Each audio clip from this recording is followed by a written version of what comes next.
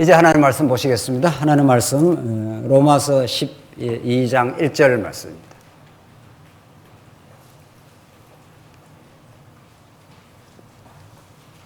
우리 하나님 말씀 로마서 12장 1절 말씀입니다. 찾으신 줄 알고 봉독 드리겠습니다.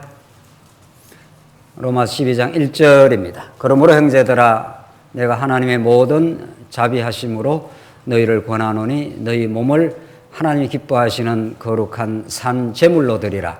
이는 너희가 드릴 영적 예배니라.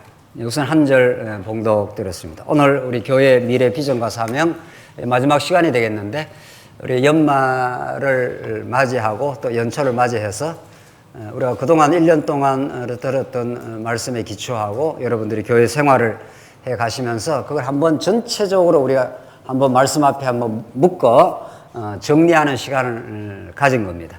오늘 이제 교회 미래 비전과 사명 가운데 여러분 이미 앞에서 정리해 온 대로 하나님께서 우리들에게는 신학의 비전, 복음 진리라고 하는 영원한 비전을 우리가 주셨고 그 복음을 복음답게 깨달아가면은 죽었던 우리 인생이 살아났고 세속에 매여 있던 가치관이 하늘로 이제 바뀌게 되는 엄청난 혁명적 변화를 하나님께서 주십니다.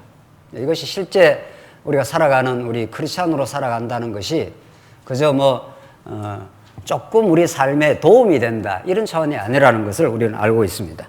정말 가치관이 근본적으로 바뀌어져서 자기를 중심으로 자기를 증명하고 자기의 영광과 안위를 추구하던 인생이 그리스도의 영광과 그의 기쁨의 복음을 따라서 오히려 고난받기를 바라는 그런 복되고 아름다운 가치관으로 하나님께 우리를 변화시켜 줄 겁니다. 그런 가치관이 우리가 새롭게 형성이 되기 시작하면은 세상의 집단과는 근본적으로 구별되는 그리스도가 머리가 되어서 통치하는 교회라고 하는 하나님 나라라고 하는 이 교회가 회복될 것입니다. 우리 지난 여러 교회 사명들을 우리가 검토할 수 있지만은 지금 우리 교회에 주어진 좀 더 포괄적으로 말하자면 말씀운동 전체에 주어진 사명은 한 5가지로 특별히 정리할 수가 있습니다. 첫째는 우리 지난 시간 이미 확인한 지체를 섬기는 그리스도의 정신의 회복이고 두 번째 진정한 교제 나눔의 회복이다. 정말 복음을 복음답게 깨달아 간다면은 자기 중심으로 점점 사는 것이 아니라 지체를 사랑하고 지체를 섬기는 그런 그리스도의 정신이 우리에게 회복될 것이고 그렇게 되므로 우리가 더불어 살아가는 이 지체의 교제가 얼마나 그 기쁨인지를 어려움이 있을 때 같이 위로하고 살아가고 우리가 좋은 일이 있을 때 격려하고 살아가고 또 성도가 흔들릴 때 붙들어주고 이런 교회 지체로서의 나눔 혹은 교제라는 것이 이게 하나님께서 예수 그리스도를 보내신 이 땅의 목적 중에 하나입니다. 요한 1서에 하나님께서 하나님의 아들 예수 그리스도를 너희에게 보내는 것은 너희와 사귐이 있게 하려고 예수 그리스도를 이 땅에 보내셨다. 이런 심대하고 중요한 말씀이 있습니다. 우리는 그저 만난다고 하면 이렇게 사람과 사람이 만나는 것을 일반적으로 생각하지만 그저 취미가 같다든가 이런 수준이 아니라는 겁니다. 예수 그리스도를 이 땅에 보내신 것은 너희와 사귐 있게 하려고 그렇게 했다. 요한 사도가 우리에게 증언해 주시는 말씀입니다. 자, 그런 이제 진정한 의미에서 교회의 회복이 이루어진다면 세 번째, 오늘 신령한 예배 생활의 회복입니다. 2페이지로 가봅시다. 2페이지. 신령한 예배 생활의 회복. 이거 지금 여러 차례 우리가 어떤 특강에서도 강조해 온 내용입니다. 이 부분에 대해서 우리가 이렇게 근본적으로 한번 정리할 필요가 있습니다. 하나님이 이 땅에 당신을 계시하시는 게 목적입니다. 하나님 여호와라 이렇게 그 고유 이름을 여호와로 계시하시고 예수 그리스도를 이 땅에 언약대로 보내주시는 근본 목적이 우리 편에서 말하자면은 예배 생활의 회복입니다. 하나님을 여호와로 우리가 알지 못하면은 인간은 누군가는 예배해야 됩니다. 무엇인가는 예배해야 됩니다. 그러니까 피조물을 창조주의 자리에 올려놓는 이런 어처구니 없는 일들이 이 세상에 만연되어 있습니다. 그러니까 진정으로 예배할 대상을 발견하지 못하는 거죠. 인생은 하나님께서 예배자로 사실은 만들어 놓은 겁니다. 예배 받기에 합당한 하나님이 어떠신 분인가를 알게 되면 그분을 예배하겠죠. 예컨대 여기 대통령이 있다 치십시다. 대통령은 예배 대상은 아닙니다만은 그래도 우리나라에서 아주 중요한 인물 중에 한 사람이니까 대통령이 이렇게 여기 와 있다 이렇게 하면은 여러분과 제 이렇게 몸가짐이 달라질 겁니다. 대통령이 오셨습니까? 이렇게 되는 거죠.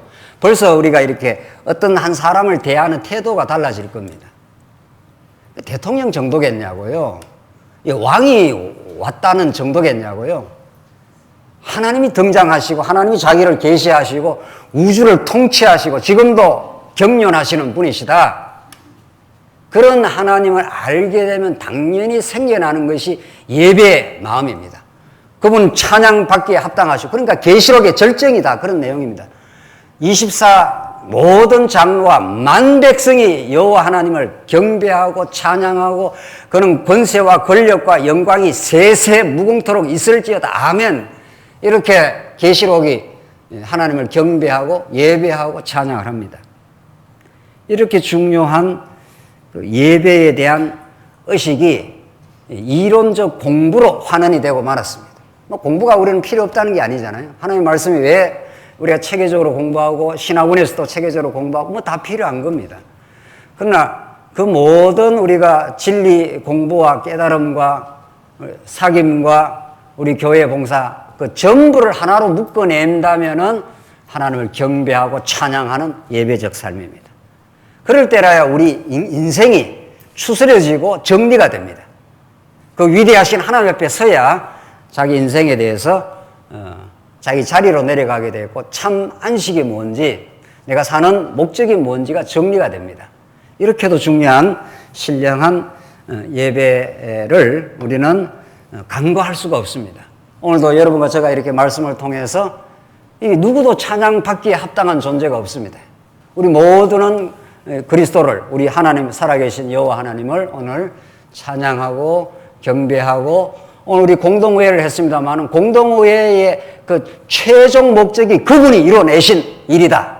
이렇게 그 예배의 축제를 드리는 겁니다. 하나님이 여러분과 저에게 그런 복음의 마음을 주시고 그런 봉사하고 각 기관에서 여러 파트 속에서 들어가서 그분의 인도 따라서 그분의 영광 속에서 지체를 섬기고 사랑하는 이 신령한 예배를 우리가 드려왔습니다. 그래서 당신 한 분이 경배받기에 합당하십니다. 이게 일체 교회 모임의 최종 목적입니다. 만약 그것이 없다면은 누가 열심히 했다, 누가 잘했다, 누가 못했다 이런 평가와 판단이 우리 교회 안에 난무하지 않겠냐고요. 그렇지 않습니다. 하나님께서 우리에게 부족한 대로 우리에게 주시는 믿음의 분량대로 하나님 주시는 최선을 따라서 했을 뿐입니다. 더 잘할 수도 없고 더 못할 수도 없습니다. 만약에 우리가 더 잘할 수 있는 걸 못했다면 하나님이 어디 계시는 겁니까? 하나님이 여러분과 저에게 믿음의 분량을 주신 겁니다. 또 그만큼의 지혜를 주셔서 그렇게 한 겁니다. 그러니까 더 잘했다, 더 못했다는 이 평가도 없는 겁니다. 교회 안에서는.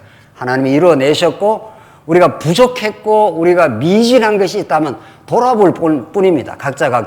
그래서 복음을 더 의지하고 복음의 공급을 받으면 더 성숙되게 하겠죠. 그래서 예배라는 것은 이렇게 중요합니다. 거기에 교환을 한번 보십시오. 삶 전부가 산 제사로서의 신령한 예배입니다. 이는 날마다 그리스도와 함께 옛사람을 죽이고 속사람이 살아나는 예배 생활입니다.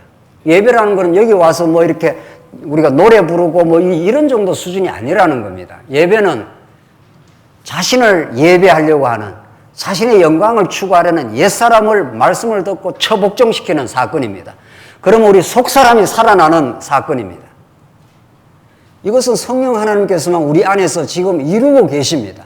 그러니까 내가 영광을 받을 예배를 받을 존재가 아님을 깨닫고 처복종되고 우리 안에 속사람이 살아나면 성령 하나님께서만 우리 여호와 하나님께서만 경배와 찬양을 받기에 합당하시다. 그래서 예배 시간 말씀 전거는 이론적 공부의 시간이 아닙니다. 이제 이 생각을 이렇게 뽑아내버려야 되는 거죠. 자꾸 뭘 이론적으로 공부해서 내가 많이 알려고 한다는 거죠. 성경에서 야다라고 하는 안다는 것은 이론적 지식이 아닙니다. 하나님과 하나가 되는 지식입니다. 하나님을 알게 되면은 그 하나님을 경배하고 그 앞에 모든 것을 그분 앞에 맡기는 신앙입니다. 그러니까 많이 공부해서 그게 생겼느냐, 그게 중요하다는 거죠. 말씀을 통해서 하나님의 위대한 영광을 발견하고 자신이 주인 노릇하려는 옛사람이 죽는 과정입니다. 우리는 이 말씀의 충격과 공급이 되지 않으면 여전히 우리가 삶의 주인 노릇하는 겁니다. 그것을 말씀을 들으면 점점 사라지고 낮아지고 무너지고 우리 안에서 속사람이 점점 자라나고 여호와 하나님의 동행과 그의 통치 속에 있다는 걸 깨닫고 마음의 평화와 감사가 넘치는 것, 이게 산 제사입니다. 그래서 여러분, 제가 오늘 이 자리가 얼마나 중요한 자리인지 모릅니다.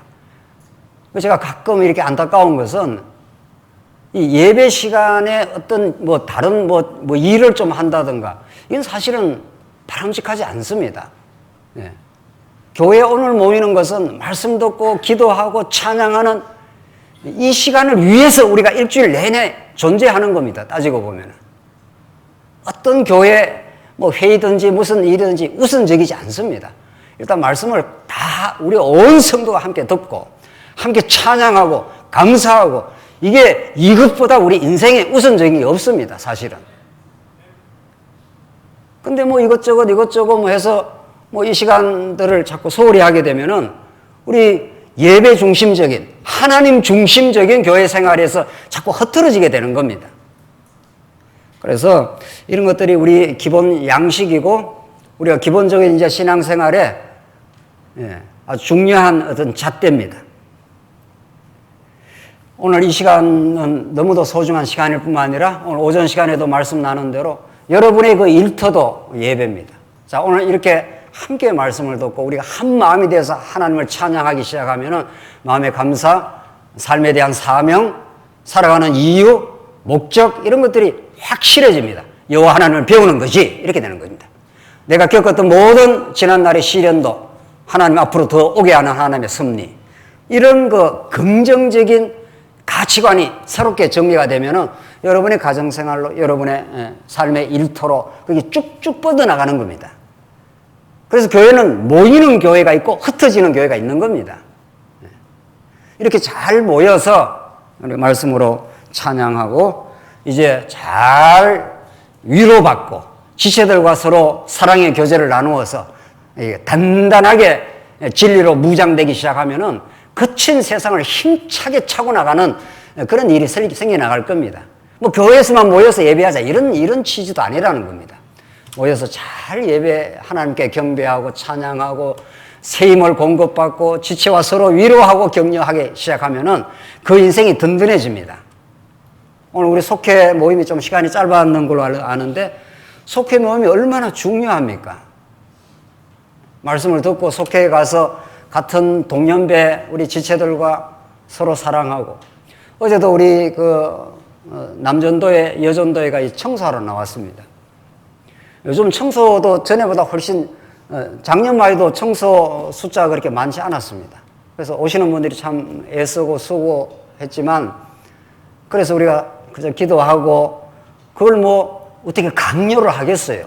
교회 봉사, 강요된 봉사는 봉사가 아니지 않습니까? 여러분 스스로가 말씀의 깨달음을 얻고 또 교회를 사랑하고, 용역드리면 청소 이거 뭐 하겠냐고요? 돈을 들여서 한다면은, 그렇게 기능적으로 일 처리를 하기 시작하면은 교회 봉사할 것도 없는 겁니다, 사실은. 여러분이 다 직장에 돌아가면서 여기 사장님도 계실 거고, 여기에 다 부장님도 계실 거고, 회사에 가서 사원이라든가 시키면 되겠지요. 그러나 교회는 그런 곳이 아닙니다.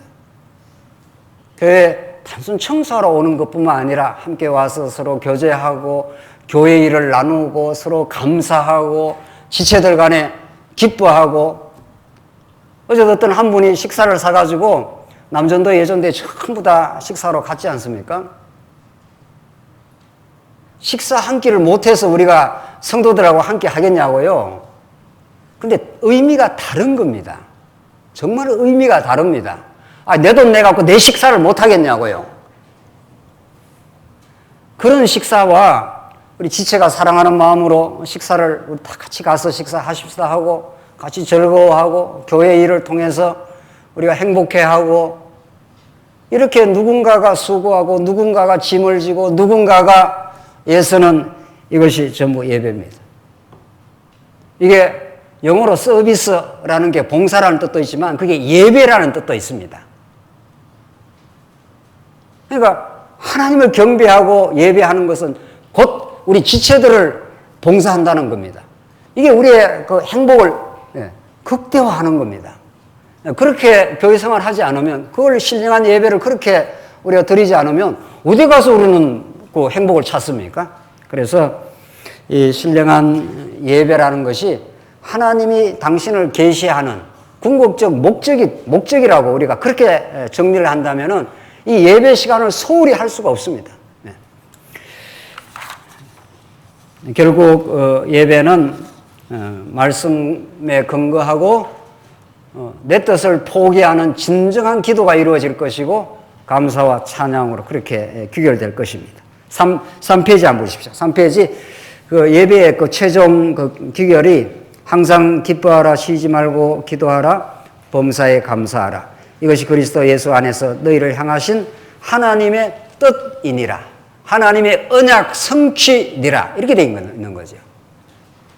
결국은 그 말씀을 통해서 위대하신 하나님을 우리가 발견하고 그 앞에 무릎 꿇게 되면은 기쁨이 넘치게 되고 쉬지 않고 기도하게 되고. 기도가 무엇입니까? 기도는 자기 뜻을 자꾸 포기해 가는 겁니다. 하나님, 내가 이렇게 잘 살고 싶습니다. 이렇게 내가 내 뜻대로 하고 싶습니다. 이런 것들이 말씀을 들으면 포기되는 겁니다. 하나님, 내 뜻을 꺾어주시고 나를 통해서 하나님의 뜻이 이루어지게 하시옵소서. 그렇게 되면은 우리는 범사에 참으로 감사하게 될 것입니다. 범사에 여러분과 저 안에 이루어진 지나온 한 해 동안 이루어진 어떤 일도 우리가 가슴 아프고 때로는 쓰라린 일마저도 하나님 은혜를 깨닫게 하는 감사한 일로 성화가 될 것입니다. 이것이 예배입니다. 그래서 이야기를 우리가 누차 강조했습니다마는 예배라는 그 언어가 얼마나 소중하고 중요한 건가를 우리가 재무장하시길 바랍니다. 이제 네 번째 봅시다. 3페이지 보면 젊은 세대와 후진 양성입니다. 이 젊은 세대에 대한 관심, 이것은 아마 우리 모든 기성 우리 직분자들이 가지고 있는 열망이고 기도라고 봐지는데 이걸 한 번 더 강조해 보십시다. 지금 한국 사회는 아주 극심한 고령화 세대로 가고 있습니다. 우리 교회도 마찬가지입니다. 제가 한번 말씀을 드렸습니다마는 고령화 자체가 문제는 아닌 겁니다. 올해 하나님께서 건강을 주시고 의료기술이 발달하고 또 이렇게 해서 옛날에는 한 60세만 되면 환갑을 했는데 60은 명함도 못 내미는 거죠. 저기 뭐랍니까? 저기 아파트에 그 경로당이라 합니까? 아파트 경로당에 70도 명함을 못 냅니다. 담배 심부름 시키면 갔다 와야 되고. 담배 이야기가 나와? 예. 좌우지간. 그 정도랍니다. 제가 60이 중반이 됐는데 어디 가서 명함도 못 내밉니다. 어디 가서. 최소한 70은 돼야 시니어 그룹이다. 이러는 파이니까. 점점 이 젊은 세대들이 줄고 있습니다. 아이 하나 낳는 것도 지금 두렵다고 하니까. 자, 그러나, 그건 사회적인 전반적 현상이고 그것이 이제 교회에 영향을 미칠 수도 있는 거죠. 그러나 고령화 사회 자체가 문제는 아니고, 올해 하나님께서 건강을 주셔서 하나님을 경배하고 섬기며 또 교회를 위해서 기도하고 사랑하며 그렇게 연세 드시는 건 너무도 중요한 거죠. 근데 문제는 아무래도 이제 젊은 세대가 사회적인 전반적 현상에 따라서 줄어드는 건 사실입니다. 여기에 대해서는 특단의 우리의 기도와 우리 교회에 주신 역량이 100이 있다면은 집중적으로 이 부분에 대해서 검토하고 기도하고 이렇게 할 이유가 있는 겁니다. 지금 교회가 회복 단계에서 여러 가지 일들을 우선 쳐나가야 되기 때문에 불가피하게 이렇게 저렇게 진행하는 일은 있습니다만은 이제 해가 가고 점점 가면서 우리 장로님들, 시무 장로님들 세대도 그렇게 오래 남지 않았습니다. 물론 그 조금 밑에 세대가 있긴 합니다만 그렇게 본다면은 후진 장로, 후진 우리 권사, 후진 목회자 이런 부분에 대해서 생각을 안 할 수가 없습니다. 우리는. 그래서 이는 교회의 미래의 핵심 사명입니다. 교회의 역량을 거의 대부분 투여해도 다함이 없는 그런 과제입니다. 그래야 우리 자녀들 세대들이 우리의 장안조항교회의 미래가 있는 겁니다. 이것을 어느 교회든 해가야 되는 일이지만 어떤 시대, 어떤 교회든 우리가 강조하고 중시하고 간절히 기도할 중요한 부분입니다만은 특별히 우리 교회가 더 그렇습니다. 이 부분에 대해서 우리 장로님들도 우리 권사님들도 많이 기도하시고 또 후진들이 이렇게 양성돼서 자라야 선진이 보람도 있는 겁니다. 사실은. 그렇지 않습니까? 후진이 계속 붙어오지 않는다면은 우리의 수고가 어디로 갈 거냐고요. 사실은. 그런 면에서 우리 젊은 세대에 대해서 많이 제가 아까 전에 광고를 드렸습니다만 어제 대학부 우리 친구들이 점심식사 같이 했죠. 점심식사 저녁인지 점심인지 지금 같이 했는데 얼마나 제가 소중하고 감사하고 귀한지 몰라요. 그냥 보석 덩어리입니다. 보석 덩어리. 여러분들 집에 뭐 다이아몬드가 있습니까? 어떤 다이아몬드보다도 우리 젊은 세대가 말씀을 듣고 말씀 안에서 살아가고 그런 그 싱싱한 세대를 보는 것처럼 값지고 아름다운 보석은 없는 겁니다. 저대 우리 청년들 한번 보십시오. 우리 어른들, 저대 청년들. 그렇게 우리는 생각하고 우리는 보는 겁니다. 우리 청년들이 이렇게 대학생들이 말씀을 듣고 하는 것, 이건 정말 그들을 잘 가이드하고 순수하게 가이드해 주는 또 후진이 성숙해 가는 것. 연구생 캠프를 정말 우리는 교회가 어려웠을 때 시작을 했습니다.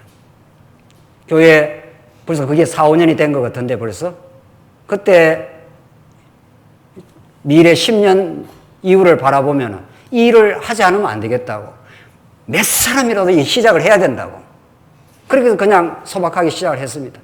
1년이 가고 2년이 가고 3년이 가고 지금 4년째 지금 거의 접어들고 있는데 점점 이렇게 공부하는 차원의 깊이와 넓이가 1박 2일을 하는데 오늘 저녁부터 내일 오전 오늘 저녁 시간부터 내일 오전까지 이제 오늘도 시작을 하는데 처음에 발표하고 이렇게 하는 수준하고 지금 많이 달라졌습니다. 발표도 더 양도 많아지고 더 깊이도 깊어지고 심도 있게 토론이 이루어지고 오늘 저녁 7시부터 보통 11시까지 합니다.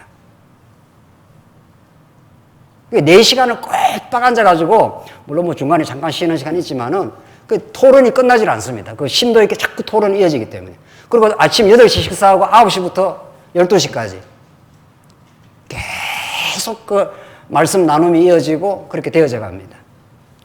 우리 장로님들도 언제 한번 와보시기도 하고 격려도 한번 해주시고 물론 관계 장로님들은 오시기도 하고 해줍니다만은 이런 일들이 우리 교회의 미래에 얼마나 소중한지 모릅니다.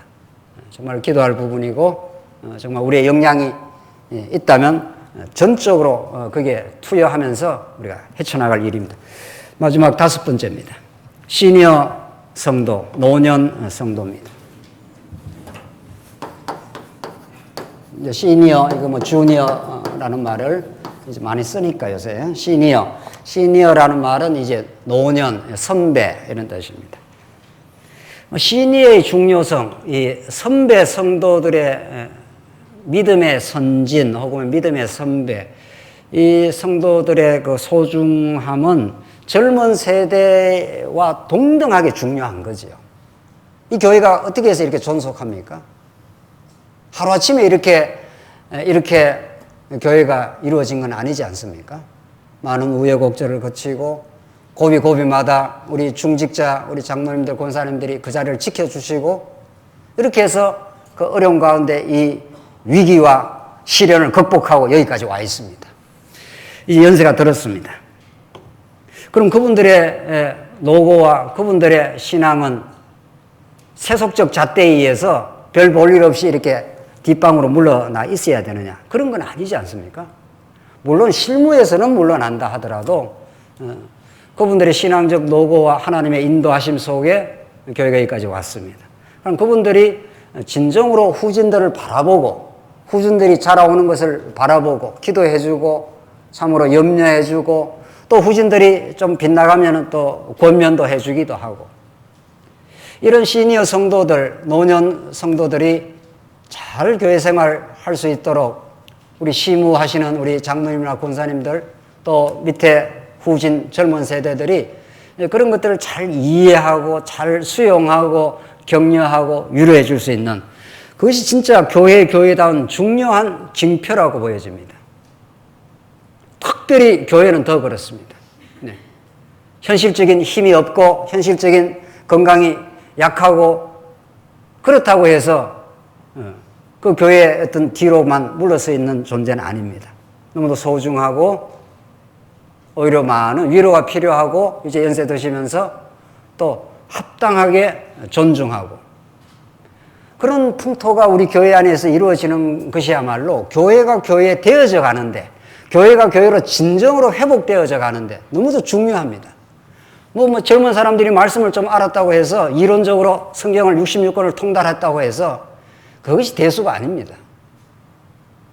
저희들도 젊은 시절에 성경을 배워보니까 너무도 놀랍고 성경이 잘 통일성이 있어서 그때 지방에서 이렇게 신앙생활 하면서 마치 성경 공부 제대로 안 하는 뭐 연세 드신 분들을 별로 그렇게 존중을 안 하기도 했습니다.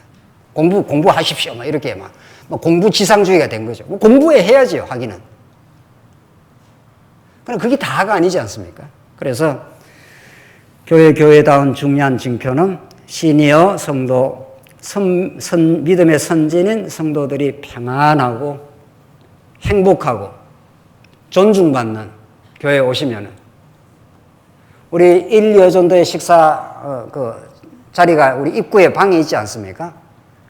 우리 장로님들, 권사님들 가끔 식사를 어떻게 하시는지 한번 좀 돌아볼 필요도 있습니다.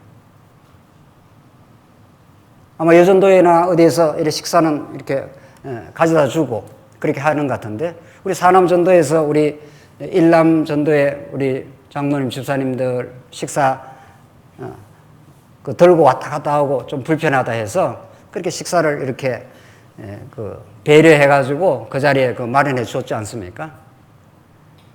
뭐 들고 뭐 식사할 수도 있겠지요.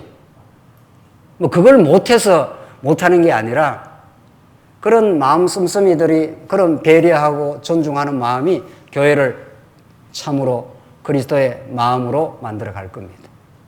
이런 부분들이 진정으로 회복되기를 바랍니다. 그래서 교회에 찾아오면은 누군가가 수용해주고 환영해 주는 분위기, 시니어 성도들은 존중받는 분위기, 젊은 우리 세대들은 격려되고 힘차게 신앙생활 하라고 과감하게 신앙생활 도전해 나가고 그렇게 교회에서 실험 정신을 가지고 해보라고 이렇게 격려되고 지지되는 분위기 속에 교회는 자랍니다. 그래서 정말 그런 우리 교회 회복이 진정으로 있기를 바랍니다. 이러면은 중간쯤 있는 사람은 뭐냐 뭐 이런 또 좀 마음이 생길 수는 있겠네요. 허리 세대들 말이죠. 40대, 50대, 뭐 60대 초반 뭐 이 정도 이런 분들은 이제 중간에서 젊은 세대를 지냈고 이제 앞으로 시니어 세대로 가는 그런 힘차게 봉사하고 일한다면 교회 전체가 복되게 될 것입니다. 마지막 남은 이제 우리 사명 가운데 선교적 사명이 있습니다. 교회가 잘 이렇게 회복되고 하나님 나라를 우리 온 교회가 정말 누리게 된다면은 남은 과제가 뭐겠냐고요. 우리끼리 잘 지내고 행복하고 하나님 나라를 누리고 이렇게 하면 다 된다. 이렇게 우리는 생각하지 않습니다. 우리에게 말씀이 충만해지고 교회 생활이 따뜻해지고 행복해지면은 우리는 이 하나님 나라를 이 진리를 여기에 머물러 있게 할 수가 없습니다. 여러분과 제가 아마 그런 마음이 생겨날 겁니다. 틀림없이 그런 마음이 생겨납니다. 우리를 행복하게 하고 우리를 든든하게 만들고 우리 인생의 영원한 가치를 확정시켜준 예수 그리스도에 대한 복음의 진리가 우리에게 머물러 있을 수 없다. 이렇게 되는 겁니다. 이건 필연적으로 교회사 2000년 동안 일어났던 일이고 사도행전이 그것을 증명을 해주고 있습니다. 예루살렘과 유대와 사마리아와 땅 끝까지 이르러 내 정인이 되리라 하신 하나님의 선교적 언약이 이 땅에 그대로 이루어질 겁니다. 선교라는 주제가 얼마나 중요한가 아십니까? 여러분과 저에게 선교라는 주제를 거절을 해버리면은, 빼버리면은, 이렇게 교회 생활하는 의미의 반토막이 없어져 버립니다. 교회가 존재하는 것은 진리를 보수하고, 그 보수된 진리에서 성도들의 영혼이 보호가 되고, 강건하게 되면은 진리를 전파하게 되는 겁니다. 교회, 선교는 교회에서 해야 된다, 안 해야 된다, 이런 주제가 아닙니다. 뭐 선교를 할 수도 있고 안 할 수도 있고 여건 따라서 해도 되고 안 해도 되고 이런 주제가 아닙니다. 선교는 교회의 존재 양식입니다. 교회가 이 땅에 존재하는 이유입니다. 그러니까 해도 된다 안 해도 된다라든가 뭐 여건이 좀 되면 좀 해보지라든가 사도행전에 보면 여건이 좀 되어서 한 적이 없습니다. 옥중에서도 했고요. 핍박과 죽음 중에도 했던 게 선교입니다.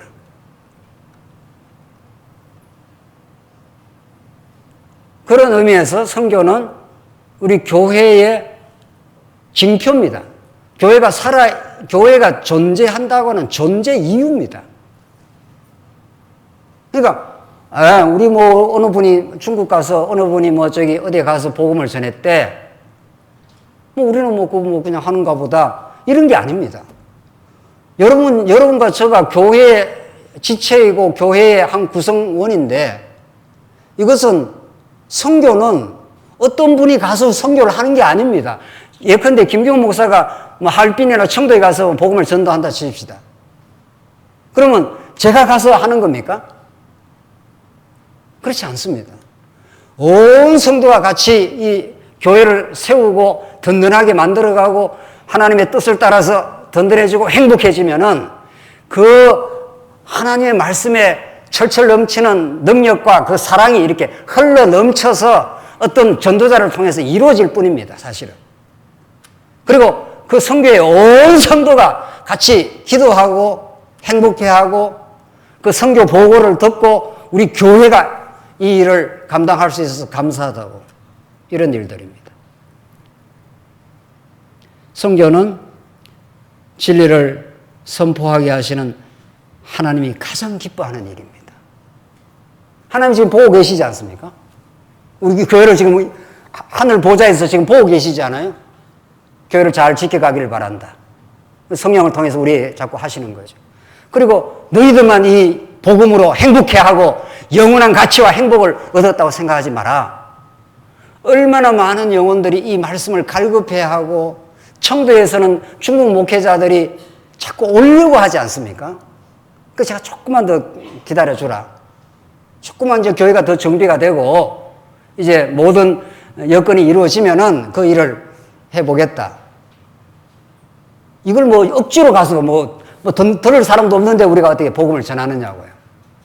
청도는 지금 수십 명이 깔려 있습니다. 거기도 목회자가 여러 사람이 있고 하얼빈 마찬가지고 네팔 마찬가지고 일본은 기다리고 있고 지금 호주에는 날마다 연락이 옵니다. 날마다. 그게 우리 자한조항교의 축복입니다. 만약 자한조항교에 있다 치십시오. 있는데 아무도 뭐 연결해서 오라는 데도 없고 뭐 그렇다면은 우리 교회, 우리 가정에 신생아가 없으면 어떻게 되는 겁니까? 이거 물어봐야죠. 우리 손주들 키우시는 우리 손주 키우는 집에 손주, 손녀, 신생아가 없으면 웃을 일이 있습니까? 없습니다.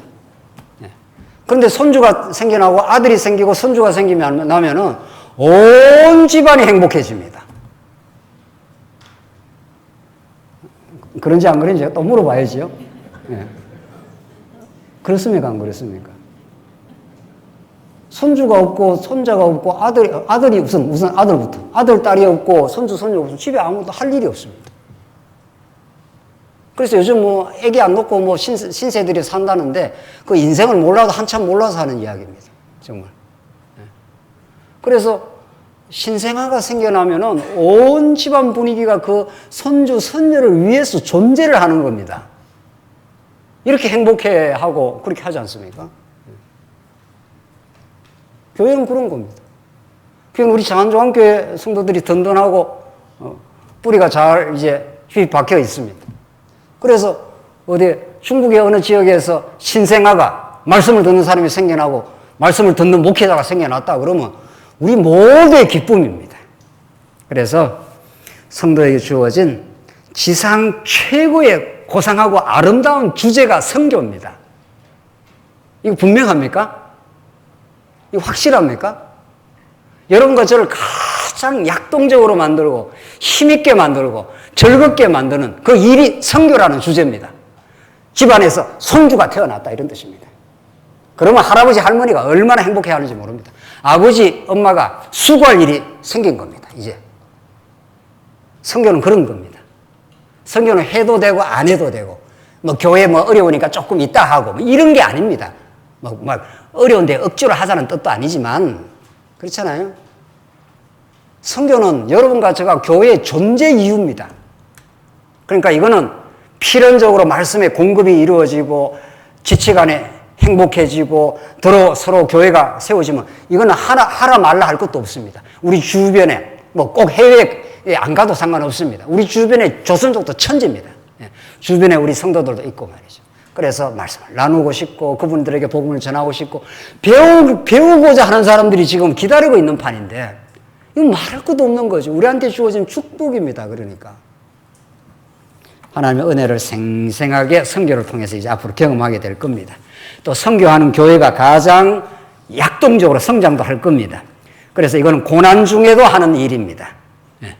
고난 중에도 순수하게 헌신하고 봉사하게 될 겁니다. 선교가 이루어졌을 때 그것이 성과나 업적이 아닙니다.